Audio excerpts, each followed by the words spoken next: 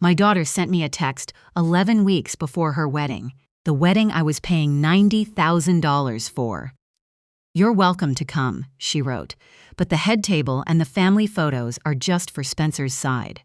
Please don't turn this into a thing. We still need the e-transfer by Friday." I read it twice in my kitchen with my reading glasses pushed up on my head, and then I typed one line back that I meant all the way to the bottom of me. "Then I'll keep the $90,000 and you can keep the table." She phoned me crying 50 minutes later. By then it didn't matter, because the second I hit send, I didn't sit there and fall apart. I picked up the phone and I called my lawyer, and my lawyer had already reached the estate, the caterer, the florist, the band, every name on every contract, before my girl ever dialed my number. By the time my daughter was sobbing into the phone asking what I'd done, the $90,000 was already turning around and coming home to me, and the grand Rosedale wedding they'd planned around me, over me, without me, had quietly come undone. Stay with me, because I want to tell you exactly how a woman they kept calling the one in maintenance took back $90,000 and her own good name in a single night. I'm 67. My name doesn't matter as much as my hands do, but I'll tell you both. I'm Eileen, and I built every dollar I have out in the cold, before the sun came up, with a plow blade and a bag of salt. I started clearing one parking lot the winter my daughter turned 5. The year her father decided being a father was more work than he'd signed on for.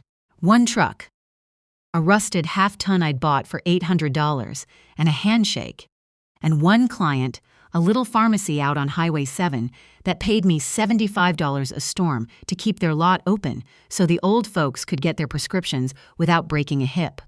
I plowed that lot at 4 a.m. with my girl asleep in the cab under my parka, and I did it so clean and so early that the pharmacist told the dentist next door, and the dentist told the strip mall down the road. 30-some years later, North Point Property Services runs 48 people, a yard full of plows and salt trucks and summer mowers, and contracts with half the commercial lots and condo boards between here and the lake. I pay benefits. I gave a lot of single mothers their first steady check and their first reference. I'm proud of it, the way you're only proud of a thing that took something out of you to make. My hands show every winter of it. They aren't soft, and they're never going to be. The knuckles are swollen from the cold. There's a crack at the base of my right thumb that opens up every January no matter what cream I use, and there's a callus on my palm shaped like the handle of a salt scoop. For years I used to hide them, tuck them under the table at nice restaurants. I don't anymore. They're the truest thing I own. People take one look at hands like mine and decide they've read the whole book. Salt of the earth, good for her, not someone you'd put at the head table. My daughter's new family decided that about me the first night they met me. My own daughter, I'm ashamed to say, decided it too for a while. They all forgot one small thing. A woman who built a company one signed contract at a time learns to read every line before she puts her name down. Let me tell you about my girl. She's my only child. I raised her by myself, and I'd still step in front of a truck for her, and I need you to hold on to that, because the rest of this is going to make you angry at her, and I don't want you angrier at her than I am. I gave that child everything I had, which at the start there wasn't any. I gave her the other things. I never missed a single Christmas concert, even when I came straight off a route smelling like diesel and road salt and sat in the back of the gym in my coveralls. I put her through her business diploma, $150 at a time. I told her every morning of her life she could be anything she wanted. And she became something. Sharp, polished, a marketing manager downtown, ambitious, and somewhere in there, a little ashamed of where she'd come from, the way kids get when they climb fast. She started telling people her mother was in property management. I let it go. Pride is a complicated thing in a daughter who watched her mother shovel snow at dawn to keep the lights on. Then she met the son-in-law, Spencer. And behind Spencer, the whole family, old Rosedale money, or the ghost of it. The kind of name that's been in this city for 4 generations, a great-grandfather who'd owned half a railway, a cottage in Muskoka, summers that sounded like something out of a magazine. My daughter fell for Spencer, and I think a little bit for the whole world he stood in front of. The ease of it, the belonging, the way nobody in that family had ever once lain awake doing the math on a heating bill. And I was glad for her, genuinely. My girl marrying into a family that would never have to count the way we'd counted. I offered to pay for the wedding before anyone asked me to. $90,000. Every cent of it earned in the dark, in the snow, off the books of 48 working people. It was going to be the proudest check I'd ever written. I met the son-in-law's mother at a dinner to mark the engagement. I'll call her exactly what she was to me, the mother-in-law-to-be, Genevieve. I wore my good dress, and I brought flowers from my own garden, and I had made up my mind to be liked. She looked at me the way you'd look at a coat you'd already decided you weren't going to buy. "Eileen," she said, taking my rough hand in her smooth one for precisely as long as manners required and not 1 second more. "Spencer tells us you're in snow removal." She said it the way you'd name a minor ailment. "How hardy!" 31 years, I told her. Built it from one truck. "How fortunate that people always need their parking lots cleared," she said, and turned to talk to someone who counted. That was the entire relationship, right there in 90 seconds. To Genevieve, I was the help who'd gotten ideas above her station. A woman who plowed lots for a living, presuming to sit at the family table. Here's what I learned slowly over the months that followed, and it changed how I saw all of it. Their money was mostly gone. The railway great-grandfather was 4 generations back, and 4 generations is a long time to spend a fortune. The Rosedale house had a roof they kept getting to.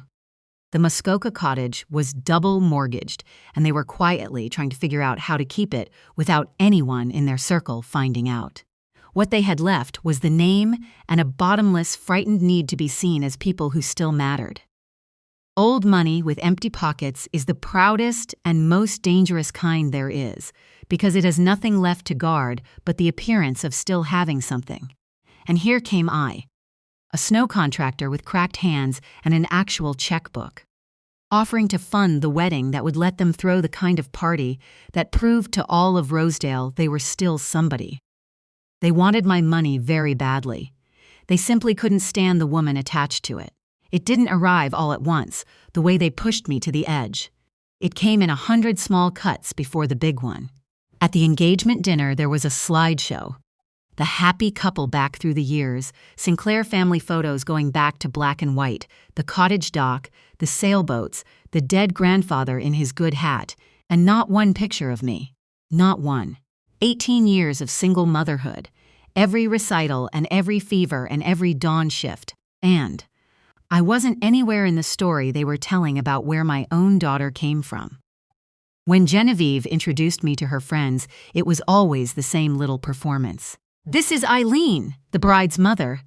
She's in maintenance." A small laugh, self-made, said like a charming defect. At the dress fitting, which I paid for, I was asked to wait in the front of the shop while my daughter and the mother-in-law and the bridesmaids did the part that mattered. I sat out there for 2 hours with a coffee going cold, the woman who'd written the check parked by the door like I'd driven them and would drive them home. Every time, I swallowed it. Every time I told myself the same thing. "It isn't about you, Eileen. It's her day. Don't make it about you." That's the trap, and I want any mother listening to me to hear it. That's the exact trap that catches every decent parent. They count on your love to make you swallow your own objections. They count on you being too good a mother to make a scene.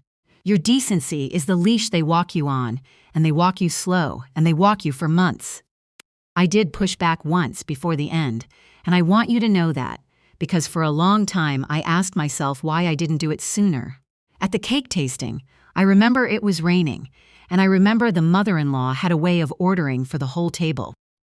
I put my coffee down, and I said, plainly, if I'm paying for this wedding, then I'd like the mother of the bride to be at the head table and in the family photographs. That's not a lot to ask. The table went quiet. My daughter looked at her plate. Genevieve smiled the smile she used like a door closing and said, "Of course, Eileen, we'll work it all out. Don't fret about the seating now." And then they just rolled on. Nobody worked anything out. They heard, "Either you treat me like family or I'm not paying," and they decided the snow lady didn't have it in her to mean it. They'd watched me swallow 80 other things. Why would the 81st be different? So I let it go again. One more chance. God help me. I have always been a woman who gives one more chance. I found out the truth the way you always find out these things. By accident, in writing, in a form that can't be taken back and can't be talked away. It was a Tuesday night. I had my feet up, the heat ticking, the binder of contracts where I'd left it on the side table after a call about a different job entirely. A black 3-ring binder, spine held together with packing tape, the most important object I own. My phone buzzed. It was the printer's proof of the wedding program, shared by mistake to a group that still had my name on it from the early planning days. I opened it the way you open anything, half paying attention. And there it was.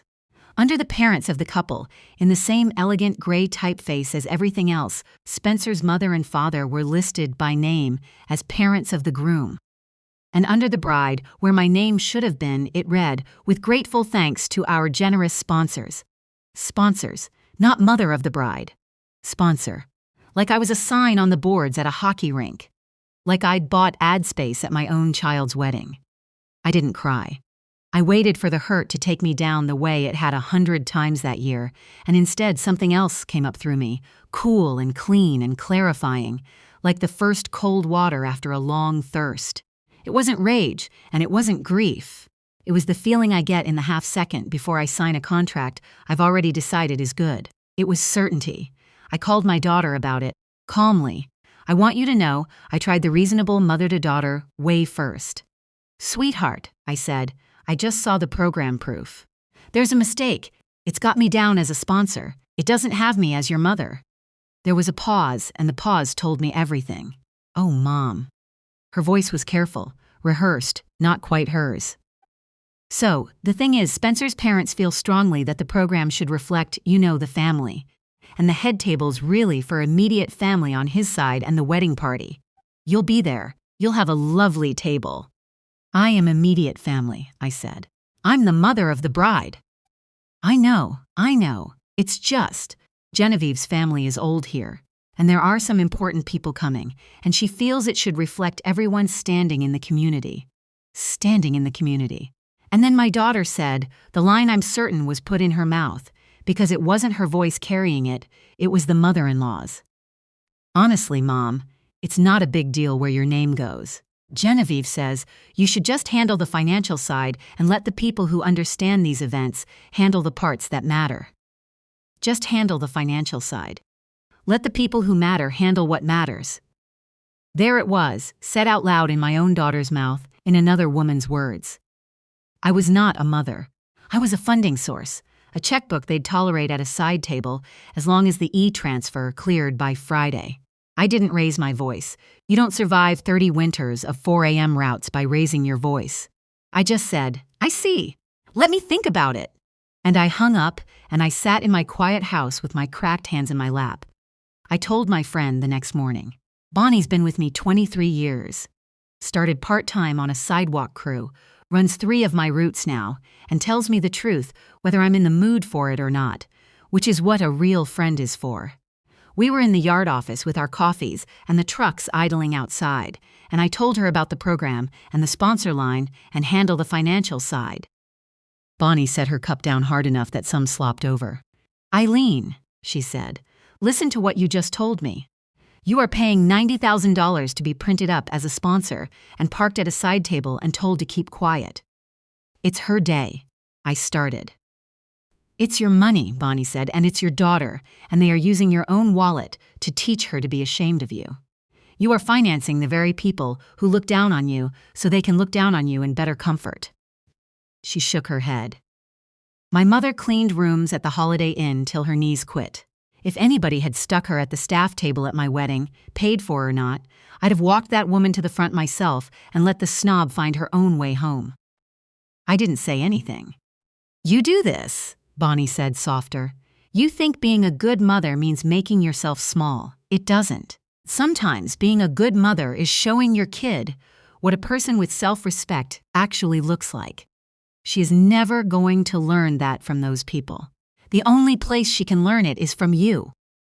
I drove home that night turning it over, and I knew she was right. And I still wasn't sure I had it in me to do anything but swallow it one more time. Then, at 11:15, my phone buzzed on the side table, and my daughter made the decision for me. I pieced together later what had happened on their end that day. Word had gotten to the mother-in-law that I'd made a fuss about the program, and to a woman like Genevieve, the snow lady questioning her placement was an outrage, the help for getting its place. She'd worked on my daughter all afternoon, framed my completely reasonable request to be named as the mother and to be photographed with my own child, as me being difficult, threatening to ruin the day, making it about myself. By the time my girl picked up her phone that night, she wasn't quite my daughter. She was a frightened young woman who'd been told that the mother who raised her was a problem to be managed, and that her seat in that gleaming Rosedale world depended on managing me. So she sent the text.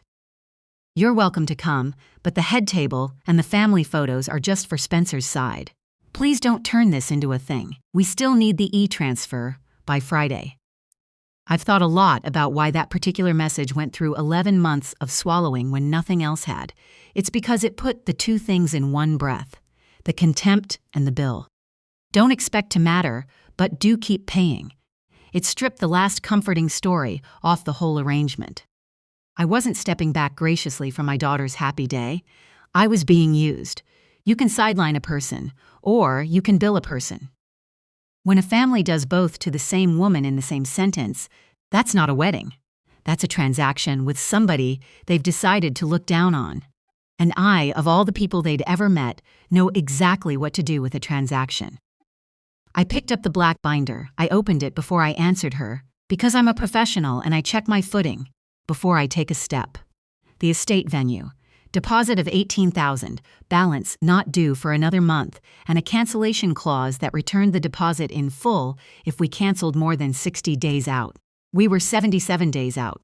77 is more than 60. The caterer, same shape.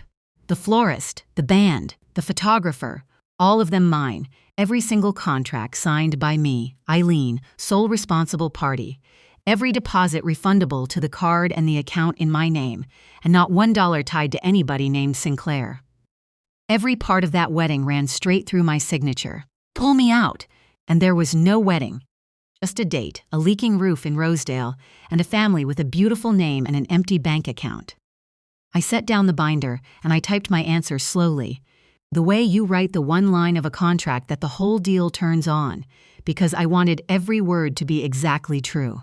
Then I'll keep the $90,000, and you can keep the table. I read it once. I meant it completely. I sent it. And here is the part the whole story turns on.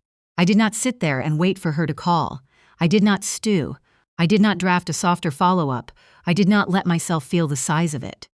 I have learned in 30 years of business that the time between the decision and the action is the only window where your nerve can fail you. So I gave my nerve no window at all. I phoned my lawyer at 11:20 at night. Maureen Doyle has done my contracts for 19 years, and she picked up on the fourth ring, half asleep. "Eileen, it's almost 11:30. Is the yard on fire?" "No," I said, "but I need you to start something tonight, and I need to tell you while I've still got the spine for it, because if I wait until morning, I'll talk myself out of it." I gave her the whole 11 months in about 90 seconds, the slideshow with no picture of me. The 2 hours in the dress shop, the sponsor line, handle the financial side. You're welcome to come if you still pay. Maureen was quiet for a moment, and then her voice changed into the one I actually pay for. "All right," she said, "what do you want to do?" "I want out of all of it. The estate, the caterer, the florist, the band, the photographer. I'm the responsible party on everyone. I want to exercise every cancellation right I've got and bring back every dollar that's mine to bring back. And I want it started before I can change my mind." "You understand what that means," Maureen said. "There's no wedding, not at these vendors, not on this date." "I've understood it for 11 months, I said.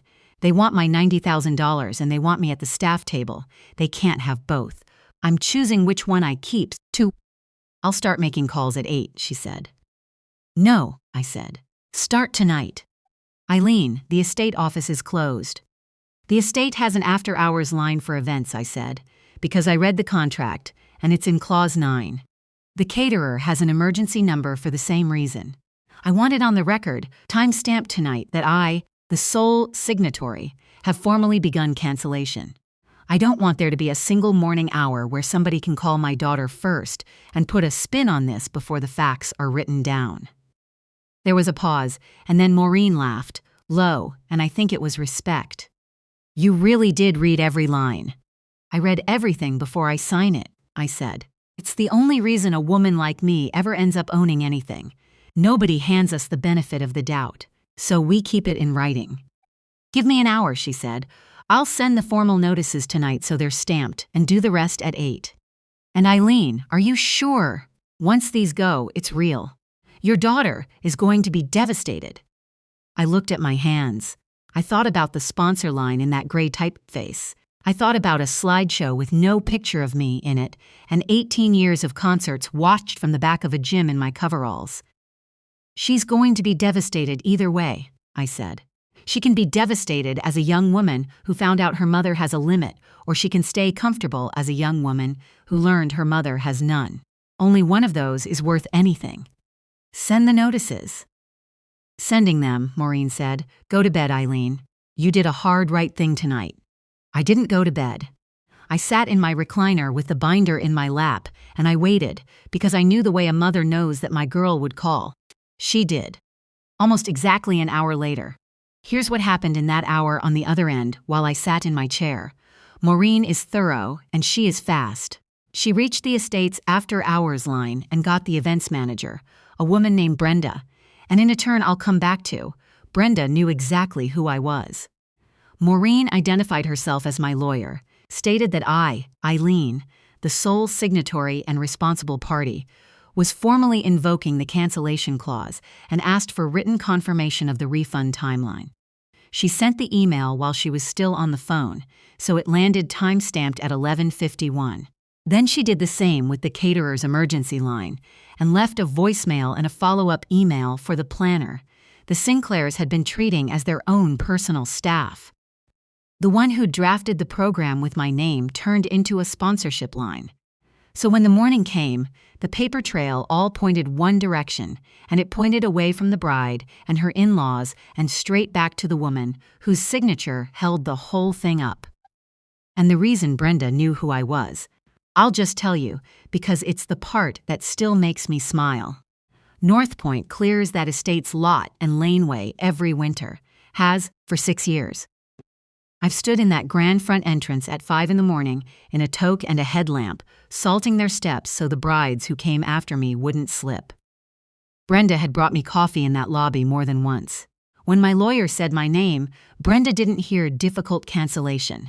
She heard the name of the woman who keeps her venue open all winter. Of course, she told Maureen. Eileen's a straight shooter. We'll have the refund processed inside the week, and we can absolutely rebook a Saturday in spring. We've got a waiting list. A waiting list. They'd have that date filled by Friday. The Sinclairs' grand afternoon, the one that was going to prove to all of Rosedale that they still mattered, was already being handed to somebody else. My daughter called at 12:18. She was crying so hard I could barely make out the words. Mom, what did you do? The estate called Spencer's mother. They said you canceled. They said the deposit's going back to you. Mom, the invitations are out. It's in 77 days. What did you do? And, under the panic in her voice, I could hear something else, the thing the Sinclairs had been counting on, never being tested. The simple, child certainty that the money would always be there, that her mother would always pay, no matter what got said to her. I read my text again, I told her, the one where you said I could come if I still paid. And I decided I believed you. So I'm keeping the part that's mine, the money, and you can keep the part you offered me, the table. But there's no wedding now. There's a wedding whenever you and Spencer want one, I said. I just won't be funding the one where I'm a sponsor. I'll happily fund the one where I'm your mother. She was quiet, and then very small, she said, Genevieve's furious. I'm sure she is, I said. She's about to find out what it costs to be furious at the only person who was paying. I want to tell you the next part isn't satisfying, because it isn't, not really. Over the following 2 weeks, it all came apart, and watching it come apart was like watching a tide go out and seeing what was always under the water. With no wedding to fund and no fortune of their own to fund it, the Sinclairs had nothing. Spencer suggested, gently, that maybe my daughter's mother could see her way to still contributing, given the deposits and all. And when my girl told him I'd canceled the contracts and there was no money to access, his family's warmth toward her cooled by about 30 degrees overnight. The mother-in-law, who'd had so much to say about standing in the community, stopped returning my daughter's calls. It turned out the whole production had never been about welcoming her into anything. It had been about the party, about proving something to people in Rosedale with a wedding somebody else paid for. And the somebody else had just stopped paying. My daughter saw it. That's the part that matters to me. She saw, all at once and far too clearly, that the family she'd been so eager to belong to had only ever valued what came attached to her. And what came attached to her was me, and my cracked hands, and a checkbook. She moved her wedding date. Then she moved it again. Then, somewhere in there, out of the Sinclair orbit entirely, she took a breath she'd been holding for a year, and she came home. And I'll tell you what I did with the $90,000, because it's the best part, and because it's the thing the son-in-law's family will never understand about money, and the thing my daughter's father never understood either. I gave it to my daughter. Not for a party. You know what a down payment means in this country right now. You know what it means to be a young person in this province, looking at house prices and feeling the door quietly close. I put that $90,000 toward a down payment on a small place, a real house, with her name on the title and her name on the mortgage, the kind of place no mother-in-law on this earth can ever seat you at the back of, because it's yours. The money I'd have spent on one beautiful afternoon of being printed up as a sponsor, I spent instead on the one thing I never had at her age. A door of her own that locks in a home nobody can take away. You should keep it, Mom, she said when I told her. You earned it. You earned it in the cold. I did earn it in the cold, I said. And there's nobody on this earth I'd rather come in out of the cold for than you. That's what the money was always for. Not a wedding, you. It just took us both a long road to remember it, she cried. I cried. We're criers, the two of us, but only when it's real. She framed something for the front hall of that little house. It's a photo she took herself, up close, of my right hand.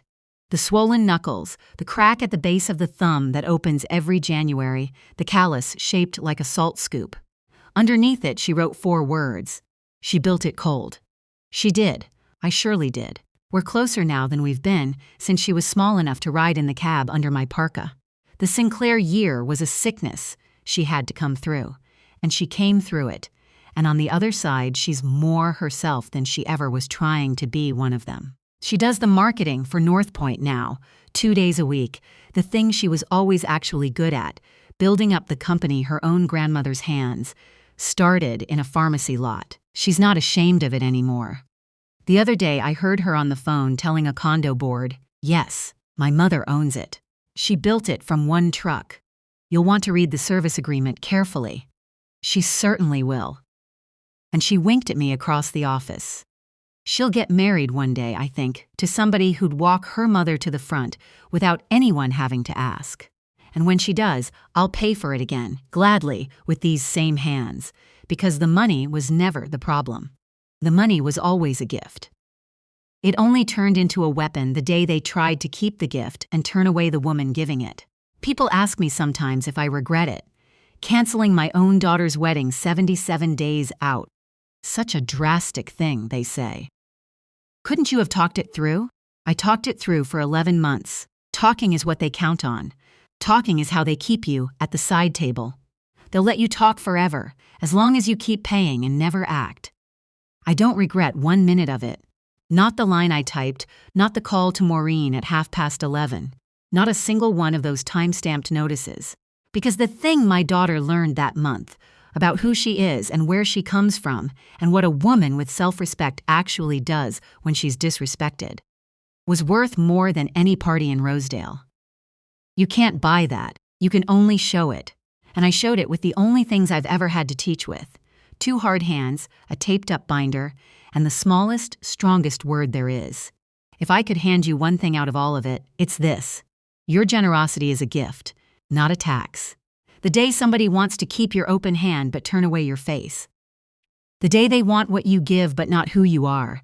That's the day your kindness has quietly been turned into a leash. Set it down.